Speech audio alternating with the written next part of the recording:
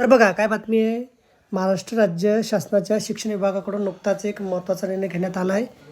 जिल्हा परिषदेच्या प्राथमिक शिक्षकांना आता एक महत्त्वाची जबाबदारी सोपवली जाणार आहे. राज्य शासनाच्या आदेशानुसार शिक्षण विभागाकडून या संदर्भातील आदेश निर्गमित करण्यात आले. नव्या आदेशानुसार आता जिल्हा परिषदेच्या प्राथमिक शिक्षकांना अंगणवाडीतल्या बालकांना सुद्धा शिकवावे लागणार आहे. शिक्षण विभागाकडून घेण्यात आलेल्या नव्या निर्णयानुसार आता राज्यातील जिल्हा परिषदेच्या प्राथमिक शाळांमधील शिक्षकांना आता अंगणवाडीतही अध्यापन व मार्गदर्शनाची जबाबदारी पार पाडावी लागणार आहे.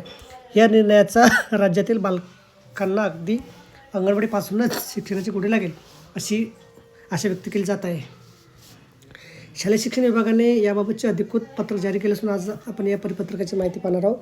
राज्य शासनाच्या शिक्षण विभागाकडून जारी करण्यात आलेल्या आदेशानुसार प्राथमिक शिक्षकांनी आठवड्यातून किमान एक दिवस अंगणवाडीसाठी द्यावा अशी शासनाची अपेक्षा आहे. या निर्णयामुळे पूर्व प्राथमिक शिक्षण आणि प्राथमिक शिक्षण यामधील दरी कमी होण्यास मदत होणार आहे. या आदेशानुसार प्राथमिक शिक्षक आपल्या शाळेच्या 1 किलोमीटर परिसरातल्या अंगणवाडीमध्ये जाऊन तेथील मुलांचा शैक्षणिक पाया भक्कम करण्यासाठी अंगणवाडी सेविकांना मार्गदर्शन करतील. विशेषतः पहिलीच्या वर्गाला शिकवणाऱ्या शिक्षकावर ही जबाबदारी अधिक असणार आहे.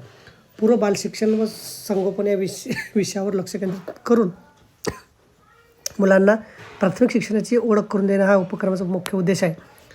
नव्या राष्ट्रीय शैक्षणिक धोरणानुसार अंगणवाडी, पूर्व प्राथमिक आणि पहिलीचा वर्ग हे एका शैक्षणिक स्तरावर आणण्यात येणार आहे. त्यामुळे अंगणवाडीतील मुलांना शाळेच्या वातावरणाची सवय व्हावी, त्यांचा भाषिक, बौद्धिक व सामाजिक विकास व्हावा यासाठी प्राथमिक शिक्षकांचा सहभाग महत्त्वाचा मानला जात आहे. याच पार्श्वभूमीवर आठवड्यातील एक दिवस अंगणवाडीसाठी देण्याचा निर्णय घेण्यात आला आहे. अंगणवाडीतील मुलांसाठी पुण्यातील विद्या प्राधिकरणाच्या सहकार्याने आकार अभ्यासक्रम तयार करण्यात आला आहे. या अभ्यासक्रमामध्ये पूर्व प्राथमिक शिक्षणासाठी आवश्यक धडे उपक्रमाचा समावेश आहे.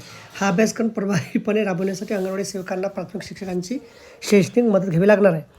याशिवाय जिल्हा परिषद शाळांमधील 15 ऑगस्ट 2026 जानेवारीसारखे राष्ट्रीय सण, स्नेहसंमेलन तसेच विविध सांस्कृतिक कार्यक्रमांमध्ये अंगणवाडीतील मुलांनाही सहभागी करून घेण्याचे निर्देश देण्यात आले.